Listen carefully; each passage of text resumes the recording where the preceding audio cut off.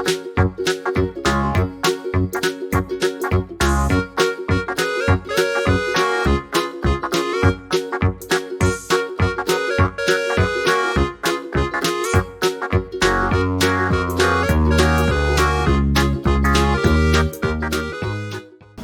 crianças!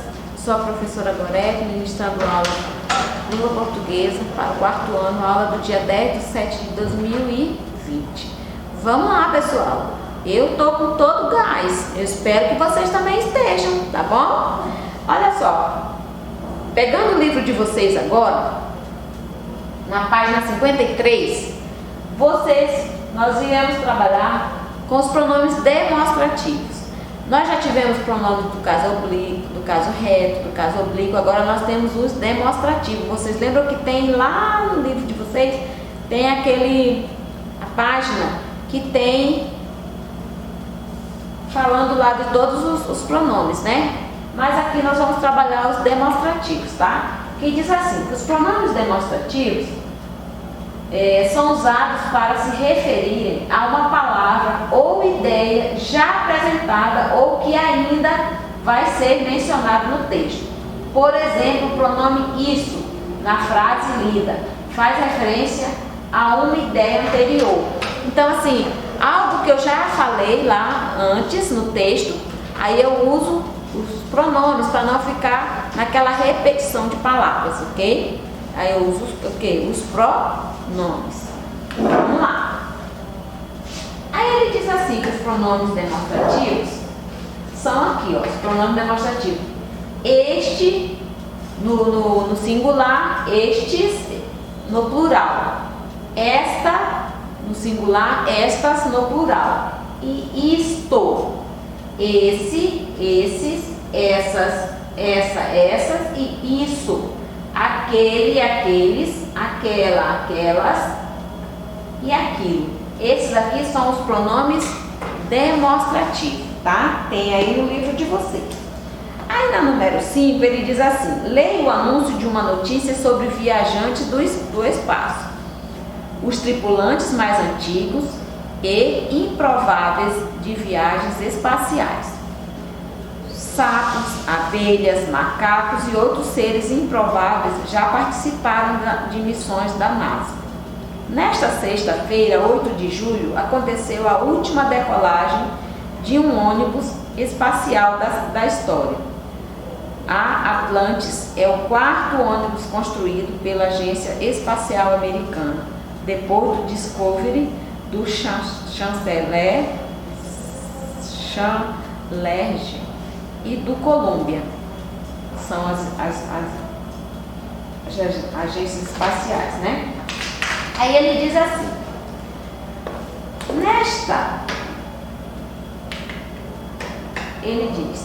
nesta é uma palavra formada por duas, em e esta, pronome demonstrativo.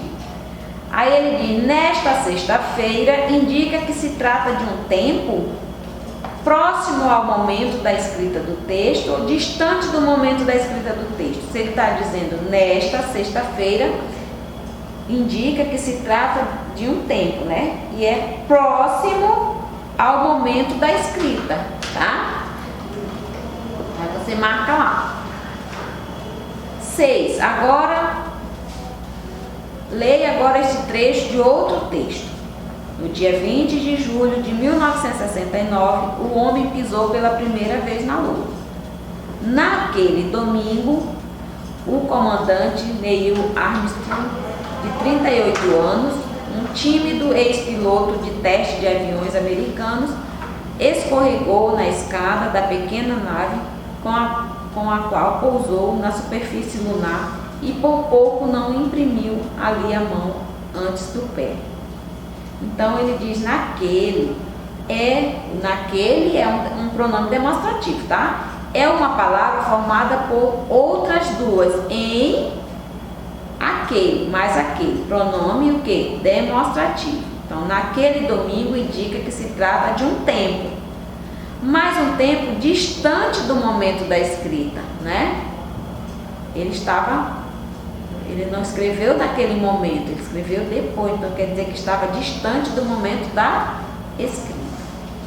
Os pronomes demonstrativos também podem indicar ideias de tempo. Este e esta indicam tempo presente, no momento. Aquele e aquela indicam tempo passado, tá? Então, aqui tem que os pronomes demonstrativos também podem indicar ideia de tempo. Eu coloquei aqui no slide para vocês, mas tem no livro, tá? Este, estes e estas indicam tempo presente. Aquele e aquelas indicam tempo passado, ok? Muito bem. Eu espero que vocês tenham entendido, tá? Porque isso aí já é uma revisão que nós já tínhamos estudado mais para trás, nas aulas anteriores, tá? E os pronomes vocês têm que aprender, vocês têm que estudar aquelas palavrinhas todas, vocês têm que saber, tá? Tem que guardar na memória, no computador, ó, aqui ó, cabecinha, tá bom? Aí diz assim, uma mensagenzinha para você: jamais perca o seu charmoso costume de sorrir para a vida. Jamais perca o seu charmoso costume de sorrir para a vida, tá? Vocês são hoje crianças, daqui a pouco serão adultos, mas nunca deixem de sorrir para a vida, ok? Boa aula para vocês. Muito bem.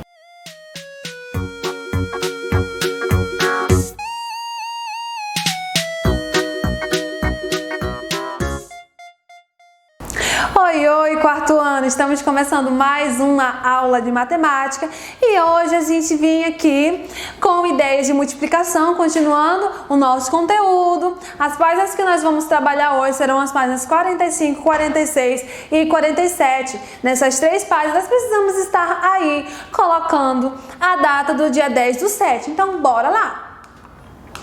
A gente tem aí a número 5. Pedro foi à lanchonete, observe as opções de suco e doces que ele pode escolher. A letra A diz o seguinte: recorte as figuras do material de apoio e colhe-as na tabela a seguir, para determinar quantas são as opções de lanche que Pedro pode escolher. Então vai lá no material de apoio, corta o suco e os doces, para que a gente possa dar continuidade na nossa atividade, tá bom?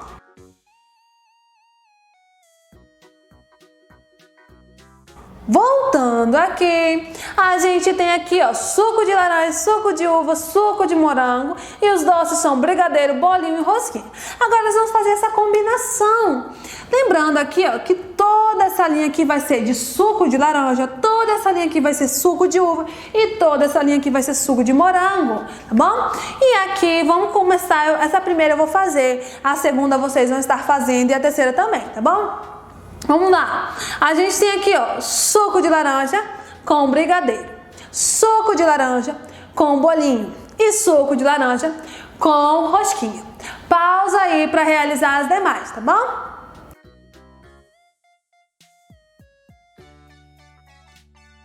Voltando aqui, a gente tem suco de uva com brigadeiro, suco de uva com bolinho e suco de uva com rosquinha.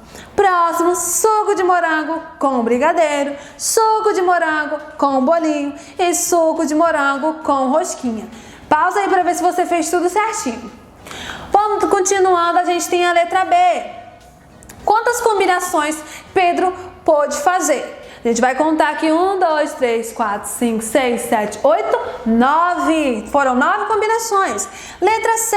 Represente a quantidade de combinações de lanche por meio de uma multiplicação. Mas como assim multiplicação? A gente vai pegar a quantidade de sucos vezes a quantidade de doces, tá bom? E a gente tem 3 vezes 3 que é igual a 9. Em vez da gente contar, ó, 3, 1, 2, 3, 4, 5 até 9, a gente poderia simplesmente só ter feito a multiplicação, que é essa ideia lá da combinação, tá bom? A gente tem a número 6. Observe o preço dessa embalagem com 4 iogurtes. São R$ 5. Complete a tabela a seguir para descobrir o preço de 12 iogurtes iguais a esse. Então, nós temos aqui 4 iogurtes custa R$ 5. Aí, ele está querendo aqui, ó, 12 iogurtes. Vai custar quanto? De 4 para 12 aumentou, mas aumentou quanto? 4 vezes 1, 4. 4 vezes 2, 8. 4 vezes 3, 12. Então, aumentou 3. De um lado, aumenta 3 do outro. 5 vezes 3, que é igual a 15. Então, qual é o preço de 12 iogurtes? R$ 15, tá bom? Agora, a número 7, vocês vão estar aí pausando e realizando, já que vocês precisam ir lá no material de apoio, recortar as figuras de sorvete e cobertura e fazer as combinações, tá bom? Depois eu volto pra gente expressar o total, né? A quantidade de combinações que você encontrou.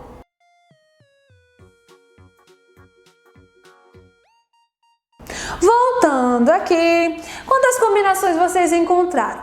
É para expressar isso e anotar no caderno, tá bom? Já que a gente não tem espaço aí no nosso livro. Expressa no caderno, não esquece. Tá pedindo pra gente representar por meio de uma multiplicação a quantidade de combinações de sabor que você encontrou. Vamos observar que os sabores de sorvete é 1, 2, 3, 4. E aqui de cobertura é 1, 2. Nós podemos fazer a multiplicação de 4 vezes 2, que é igual a 8. Então, nós temos 8 combinações, tá bom? A gente tem a número 8. Observe quantos copos é possível encher com 2 litros de água. Vamos contar quantos copos? 1, 2, 3, 4, 5, 6, 7, 8 copos, né? Então, 2 litros de água são utilizados 8 copos, né? Ele está pedindo aqui, ó, quantos copos iguais a esses podemos encher com 14 litros de água. Então, aqui de 2 para 14 aumentou, mas aumentou quanto? A gente vai trabalhando aí a multiplicação. Pausa e realiza.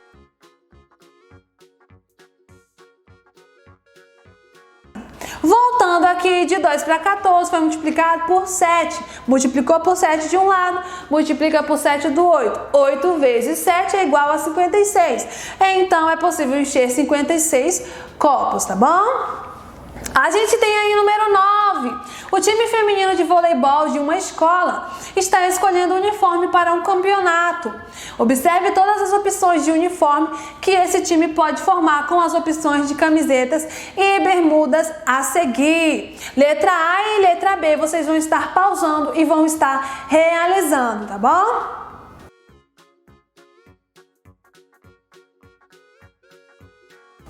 Voltando aqui, letra A. Quais são as opções de cores de calção que o time possui? Vamos ver que é preto e azul. E de camiseta, quais cores pode escolher? A gente vai ver que é verde, amarela, rosa e branca. A letra C. Represente por meio de uma multiplicação a quantidade de uniformes diferentes que esse time pode escolher. Aí a gente vai trabalhar novamente aí a combinação. São quantas? Quantidade de calções? Preto e azul, são 2. E de camiseta? 1, 2, 3, 4. Então, nós podemos representar aí 2 vezes 4, que são 8 uniformes. Letra D. Se além das opções de calção e de camiseta, o time pudesse escolher um par de tênis branco ou um par de tênis preto, quantas seriam as opções de uniforme? Aí nós já teríamos como base 8 uniformes, mas vai entrar mais 2 tipos, cores, né, de tênis. Então, a gente vai trabalhar aí 8 combinando com as duas quantidades aí de tênis. 8 vezes 2. Trabalhando a combinação, 8 vezes 2 nós temos mais 16 opções, tá bom? Pausa aí para ver se você fez tudo certinho. A gente vem concluindo a nossa aula, onde a gente trabalhou muito a combinação e também foi trabalhado aí a proporção, que são ideias aí da multiplicação, tá bom? Na próxima aula a gente vem continuando as nossas atividades. E é isso, gente. Desejo a vocês um ótimo final de semana e até semana que vem. Tchau, tchau!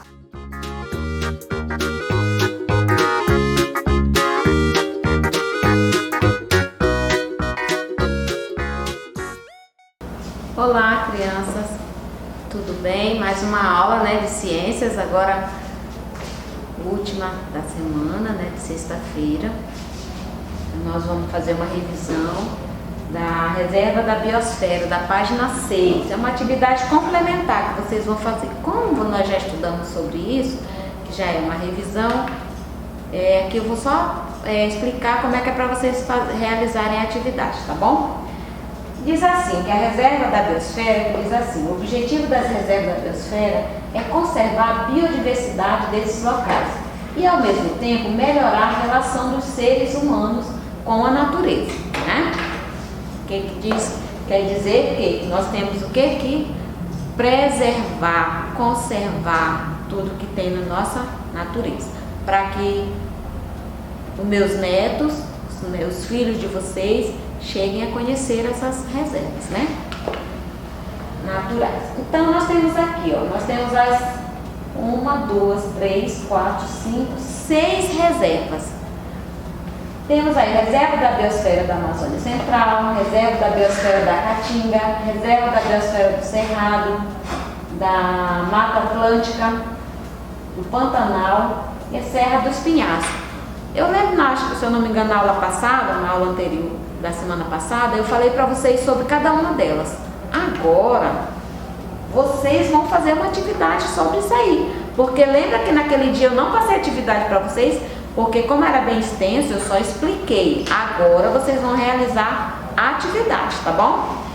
Vocês vão pegar em seu caderno de ciências, você vai representar em forma de desenho, ou seja, vai desenhar cada reserva.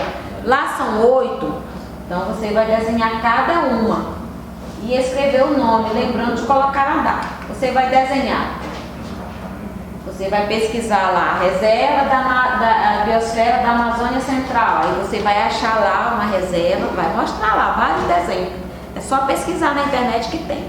Aí você vai lá no seu caderno, bem bonitinho, colocou a data, tá? Não esqueça de colocar a data, é muito importante isso, porque isso vai servir depois, na hora que eu for corrigir, ou pode valer ponto. Não estou dizendo que já está valendo ponto, pode ser que depois, quando eu for fazer a correção, seja autorizado a gente já dê alguma nota para essas atividades, tá bom? Então não deixe de fazer, faça bem feita, com capricho, porque vocês têm tempo para fazer isso. Tire o seu tempo de estudo para realizar a atividade bem feita, tá bom?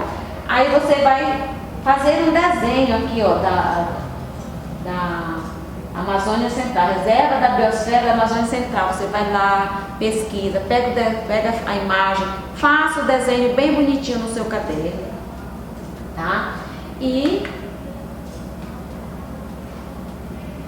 escreva o nome, porque senão depois não tem como eu saber qual é aquela reserva que você desenhou. Então você fez lá o da Mata Atlântica, da Mata Amazônia Central, você lá desenhou, escreve embaixo, reserva da biosfera da Amazônia Central, escreva embaixo, tá?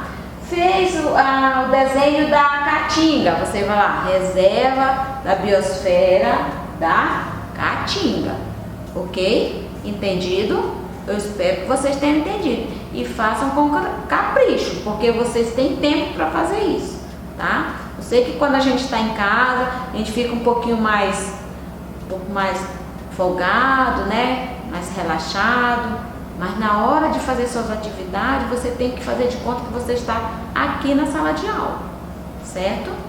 Muito bem, eu conto com vocês e façam com capricho, tá? Vamos lá. Aí eu deixo uma mensagenzinha para você que diz assim: ler é aumentar a sua bagagem cultural.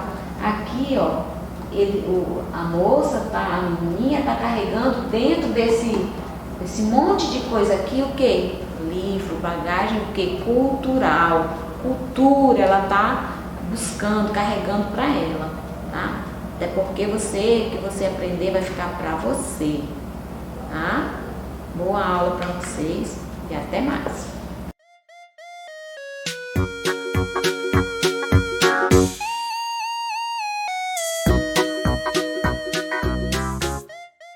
Olá, galerinha do quarto ano, tudo bem com vocês? Vamos para mais uma aula em casa? A aula de hoje correspondente ao dia 10/7/2020, onde nós iremos trabalhar um contexto chamado monólogo, tá?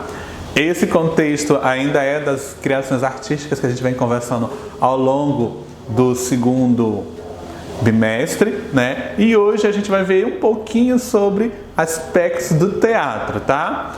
O conteúdo chama-se monólogo, compreende-se a página 29 e 30 do livro didático de vocês, tá? E a gente começa com essas imagens, com algumas imagens de pessoas no palco.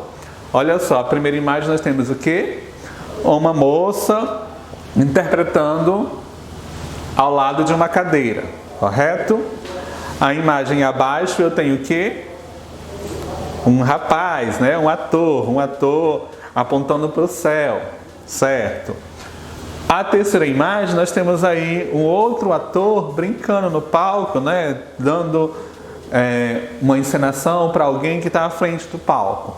Qual a característica comum que a gente encontra nessas três imagens? Vamos pensar? Monólogo. A gente tem a divisão da palavra monólogo de mono. O que é mono? Mono é um. Então, olha só, o monólogo vai ser o trabalho de uma pessoa no palco, tá? Quando o ator está sozinho no palco interpretando. Então, vamos falar mais sobre isso. O monólogo é quando um ator está sozinho em cena e tem uma fala solo, consigo mesmo ou com o público para expressar os seus pensamentos.